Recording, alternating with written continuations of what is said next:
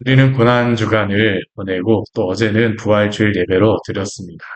오늘 말씀은 앞에서 우리가 보았던 요한복음 말씀 이후에 예수님께서 부활하시고 난 후에 제자들을 만나시는 겁니다. 우리 요한복음 20장 말씀을 보게 되면 예수님의 부활에 대한 말씀이 나옵니다. 근데 이 요한복음 20장의 그 말씀을 잘 보게 되면요. 예수님의 부활의 사실성, 실제성에 대해서 우리가 굉장히 강조를 합니다. 많은 사람들이 예수님의 그 부활에 대하여서 그 시대에도 예수님을 부활하셨음을 믿지 않았던 겁니다. 예수님의 그 부활이 사실이다. 그 예수님의 그 부활을 보았던 많은 사람들이 있었음에도 불구하고 믿지 않았던 그러한 사람들이 있었어요. 왜 이러한 일들이 있게 되냐면 우리가 다른 복음서에 보게 되면 복음서를 보아도 알게 되지만 유대인들이 예수님이 부활하신다라는 것을 무엇이라고 소문을 냈냐면 제자들이 예수님의 시체를 훔쳐갔다라고 소문을 냈습니다. 실제로 예수님이 부활하신다라고 하는 그러한 이야기를 제자들에게 말씀하셨고, 그리고 그러한 소문들이 이미 예수님이 십자가에 달리시기 전부터 그러한 이야기들이 있다 보니까, 이 유대인들 같은 경우에는 예수님의 돌문을 막아서 부활을 멈추려고 했던 사람들입니다. 그러니까 그 앞에다 로마 군인들을 데려다 놓고 부활하기만 해봐라 내가 가만두지 않겠다. 이게 바로 로마 군인들을 그 앞에다 둔 유대인들의 그런 생각들이었습니다. 그리고 예수님의 부활은 그러나 그들이 그렇게 한다고 해서 막을 수가 없었어요. 예수님이 부활하시자 다 도망가 버리지 않았습니까? 근데 그렇게 했을 때 그들의 그 대응은 무엇이었을까요? 지금도 유대인들은 그럽니다. 제자들이 훔쳐갔다. 이게 그들의 생각이고 그들의 어떠한 그 믿음입니다. 그게 지금 이 초대교회 시대에 계속 있었던 겁니다. 사복음서에 그런 이미 공간복음, 마태, 마가, 누가복음이 사람들이 말씀을 듣고 읽고 있음에도 불구하고요.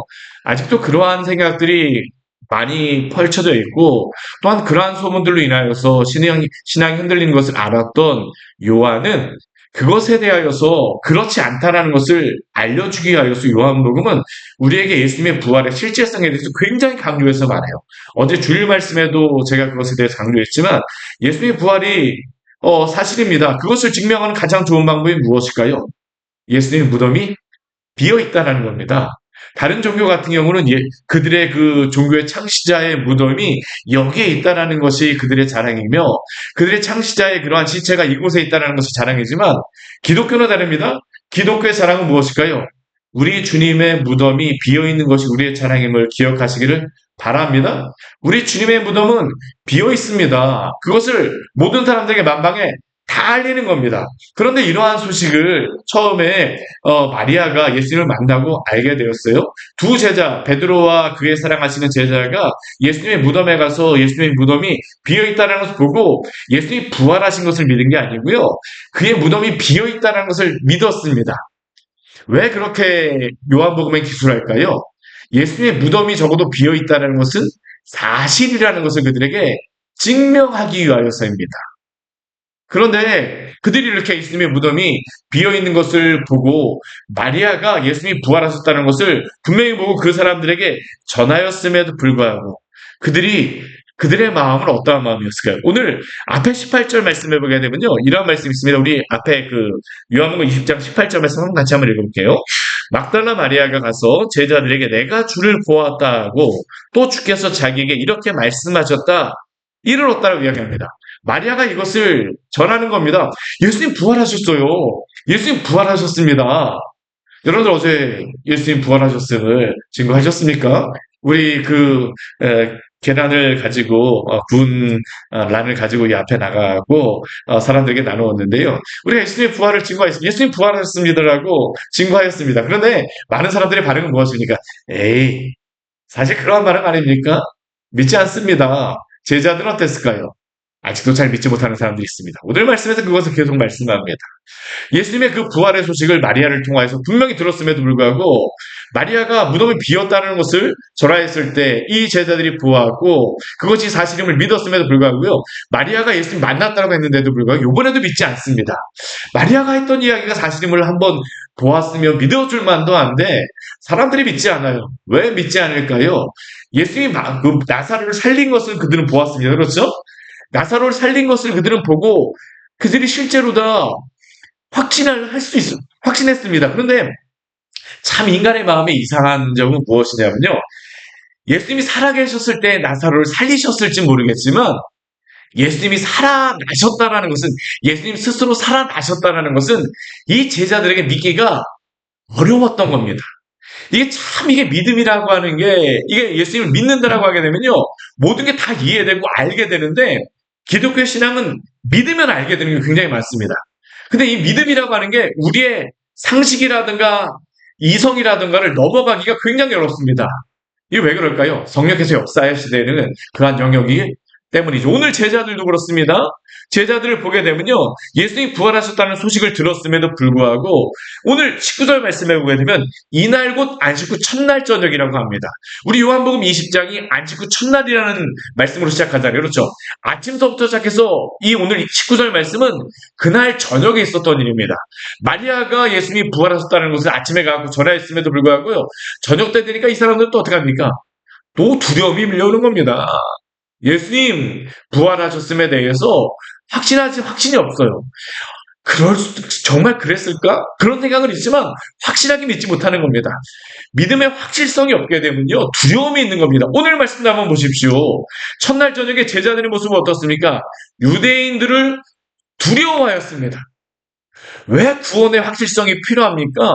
왜 우리가 예수님이 부활하셨다는 것을, 왜 우리가 믿는 것이 사실이라는 것을 왜 믿는 것이 필요할까요? 왜 구원의 확실성이 필요합니까?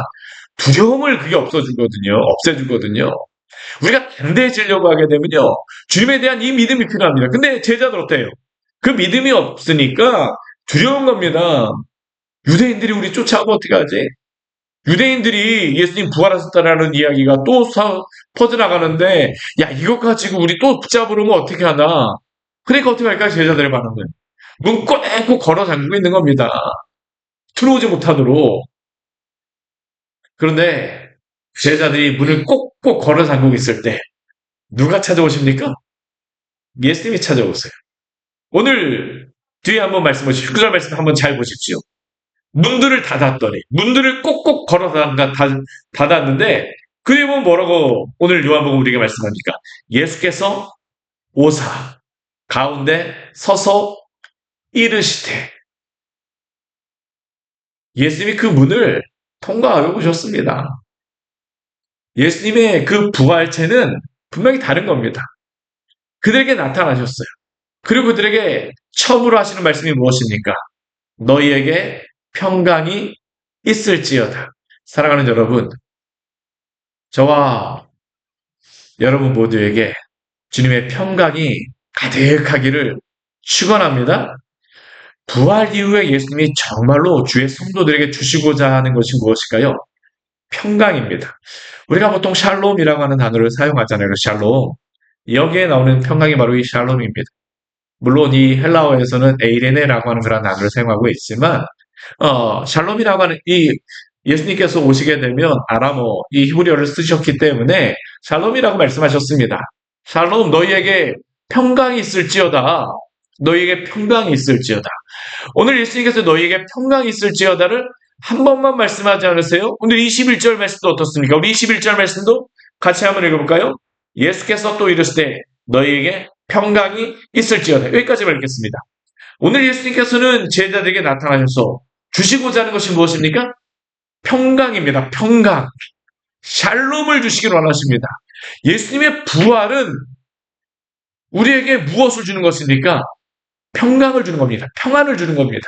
왜 예수님께서 이 말씀을 하실까요? 세상이 줄 수 없는 평안이 있기 때문입니다. 그 평안은 누구만이 주실 수 있는 겁니까? 우리 주 예수님만이 주실 수 있기 때문에 이들에게 평강을 선포하는 것입니다.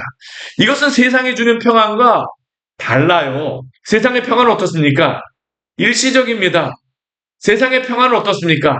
사라지는 것입니다. 한때는 그것이 우리에게 모든 것을 다 주는 것 같지만 한번 어디 보십시오. 세상이 주는 평강이 얼마나 가던가요? 별로 오래 가지 않습니다.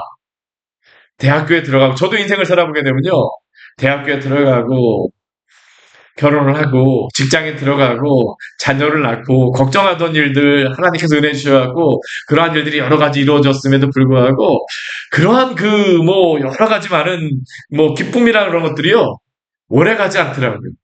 집을 사도 그렇더라고요. 정말 내가 이 집을 사갖고 예전에 뭐 집은 저희가 지금 이제 집은 없지만 예전에 그 직장 다닐 때 집을 사고 나서 처음으로 집을 사고 나서 너무나 기뻤어요. 야, 이게 우리 집이구나. 내가 산 집이구나. 근데 한 일주일 지나고 한 달 지나니까요. 예, 금방 시간이 지나가 버리더라고요. 저희 딸이 그럽니다. 첫 번째 집을 사니까 아빠 집을 사서 좋아요. 그런데 저희 딸이 며칠 지나고 나서 저한테 얘기했던 게 뭐냐면 아빠 화장실 두 개인 집 언제 이사가? 이게 바로 인간의 모습입니다. 예. 우리에게 이 세상의 평안이라든가 기쁨은요, 일시적일 수밖에 없어요.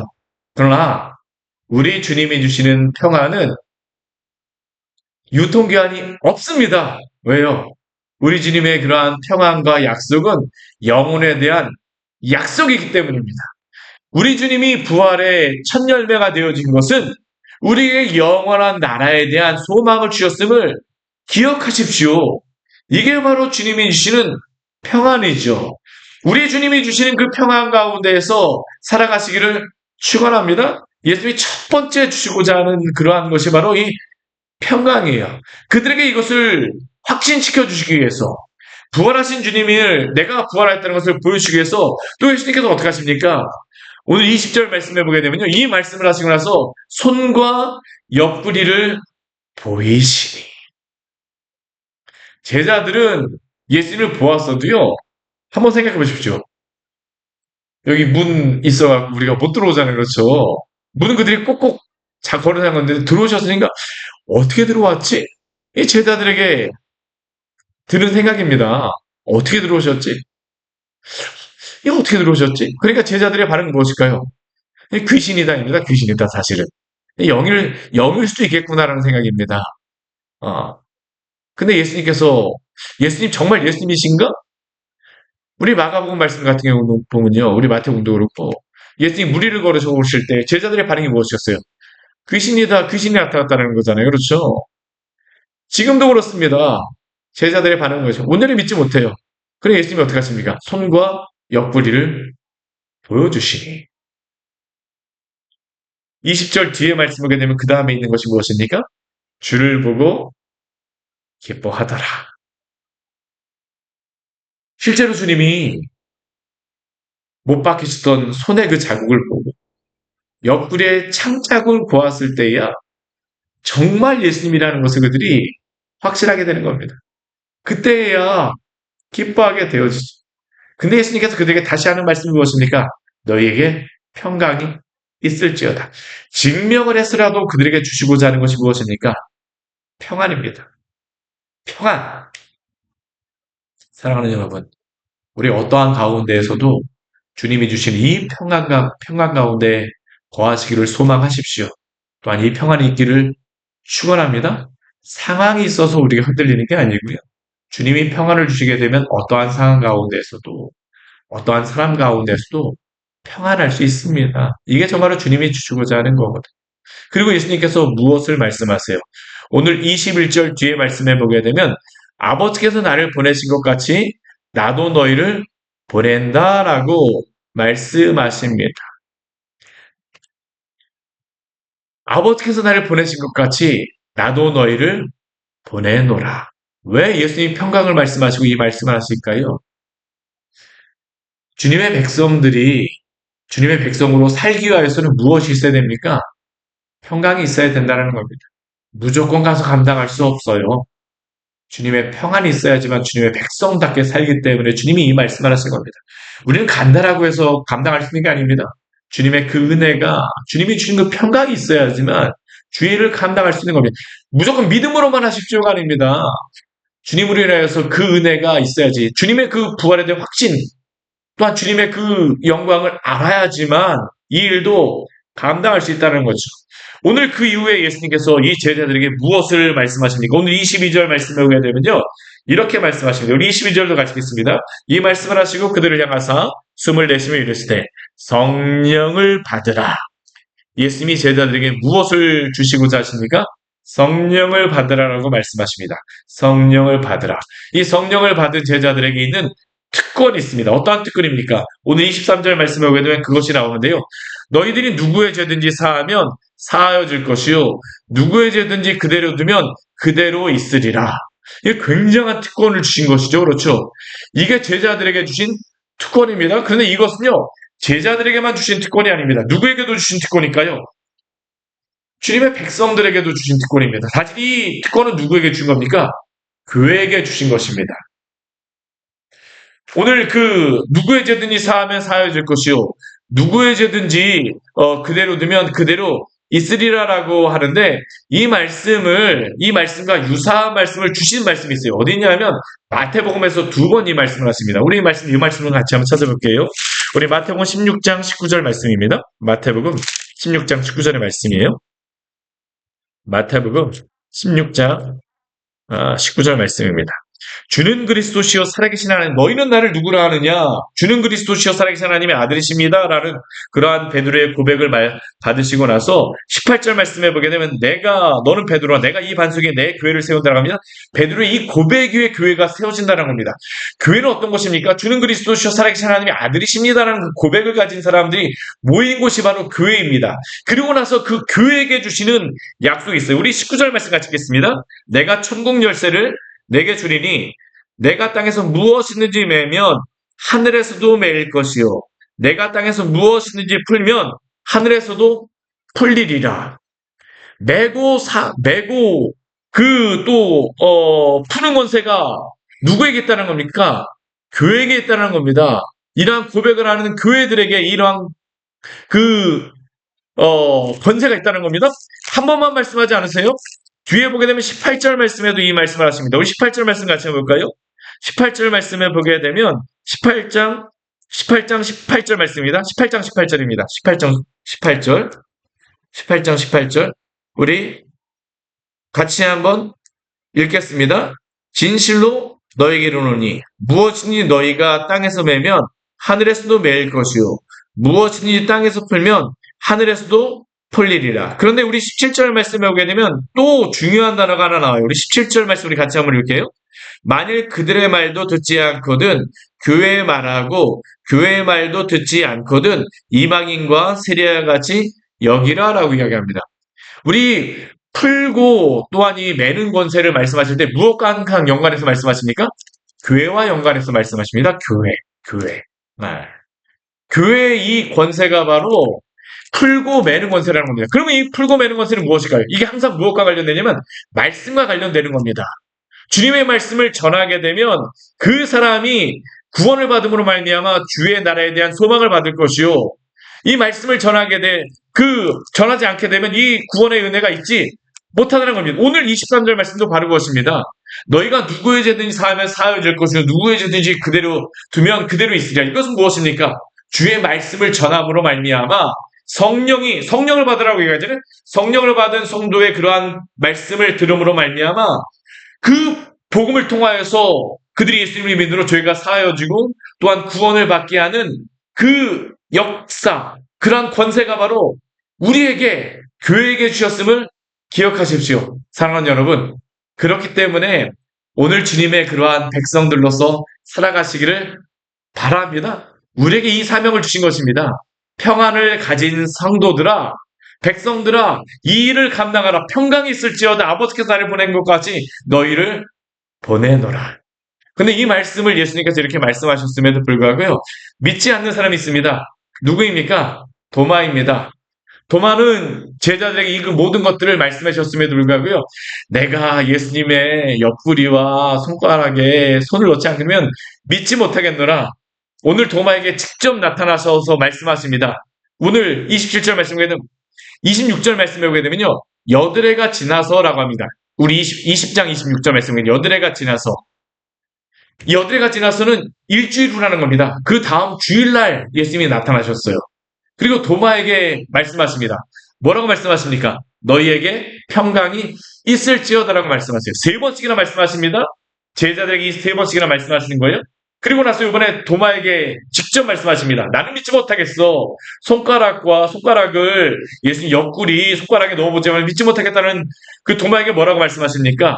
오늘 20장 27절 말씀 같이 한번 읽을게요. 도마에게 이르시되 내 손가락을 이리 내밀어 내 손을 보고 내 손을 내밀어 내 옆구리에 넣어보라. 그리하여 믿음 없는 자가 되지 말고 믿는 자가 되라.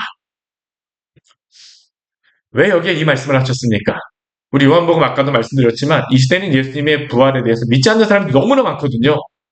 믿지 않는 제자들도 있었다는 겁니다. 도마 같은 경우는 이것을 직접 확인하는 그러한 일들까지 거쳤다라는 겁니다. 특히 이 시대에는 제가 몇 번 말씀드렸지만 영지주의가 심하였습니다. 예수님이 육신으로 오신 것을 부인하였습니다. 그런데 오늘 도마의 말씀을 통해서 우리에게 증명하는 것은 무엇이냐면요. 예수님이 이 땅에 육신을 가지고 오셨다는 겁니다. 육신을 가져오셨어요. 그리고 그것을 통하여 그 예수님의 말씀을 듣자 이 도마의 고백이 무엇입니까? 주는 나의 주님이시요 나의 하나님이시니이다. 저는 우리 모두에게 이러한 고백이 있기를 원합니다. 부활의 예수님을 만나서 이러한 고백을 가져야 된다는 겁니다. 오늘 그리고 그 이후에 29절 말씀을 보게 되면 도마에게 책망하시는 말씀이 있어요. 책망보다는 도마에게 믿음을 주시고자 하셔서 말씀하신 것이 있죠. 무엇이라고 말씀하십니까? 나를 본고로 믿느냐? 보지 못하고 믿는 자들은 복되도다라고 말씀하십니다. 보지 못하고 어떻게 믿을 수 있을까요? 말씀을 통하여서 믿는 것입니다. 말씀을 통하여서. 오늘 요한복음 20장 30절과 31절 말씀을 보게 되면 이 요한복음의 기록 목적에 대해서 우리에게 이렇게 말씀합니다. 오늘 31절 말씀 굉장히 중요한 말씀이죠. 우리 같이 한번 읽어보도록 하겠습니다. 오직 이것을 기록함은 너희로 예수께서 하나님의 아들 그리스도이심을 믿게 하려 하며 너희로 믿고 그 이름을 힘입어 생명을 얻게 하려 함이니라. 오늘 이 말씀 같은 경우는 요한복음을 기록한 목적입니다. 왜 기록하셨습니까? 예수께서 하나님의 아들 그리스도이심을 믿게 하고 또한 그 이름을 힘입어 생명을 얻게 하기 위하였습니다. 마지막까지도 어떻습니까? 예수님이 실제로 오시고 부활하셨다는 것을 믿게 하고자 하는 겁니다. 우리에게 계속 이것을 확신시키고자 합니다. 왜요? 여기에 구원이 달려있기 때문입니다. 근데 오늘 31절 말씀해 보게 되면요. 이 말씀을 주시는 사람들 대상이 누구일까요?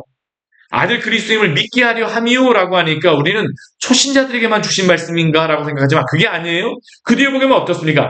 너희로 믿고라고 합니다. 어린아이와 같이 믿음이 없는 자들에게도 믿으라는 겁니다.